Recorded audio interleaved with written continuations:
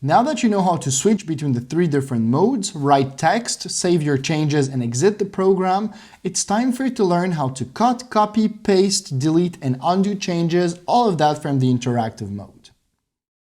The X key allows us to delete from the interactive mode characters one by one. We could of course enter the insert mode and use the delete or backspace key, but the X key has another advantage as it allows us to delete several characters at once using the following formula. Indeed, typing, for example, the number 3 followed by X will delete 3 characters at once. If now instead of deleting single characters, we wanted to delete an entire line, we could use the D key. To delete the current line, for example, simply press on D twice.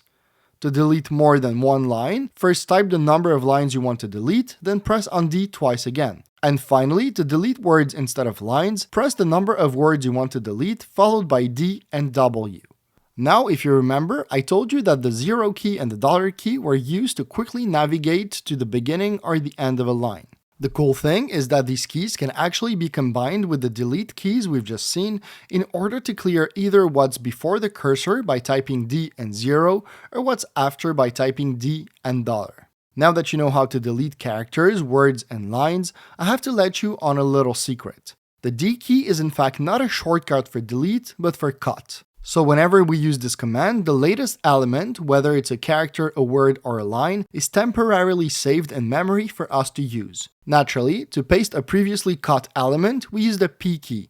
You can try it yourself by cutting a whole line by first pressing D twice and then pressing P right after to paste it back. Now, a little thing to know is that when we cut and paste a line, the content will automatically be written on the next line from where the cursor is. Now that we know how to cut, how about we learn how to copy? And the good news is, it works just the same as with the cut shortcut, but instead of using the D key, we'll be using the Y key. To copy a whole line, for example, simply press on the Y key twice, and to copy a single word, press on Y followed by W. And the last command I'd like to share with you in this lesson is the undo command. As you edit your file, Vim keeps in memory a history of the changes you do, and as we all make mistakes, it happens that we want to roll back those changes. And to do that, all we have to do is press the U key and let Vim do the work.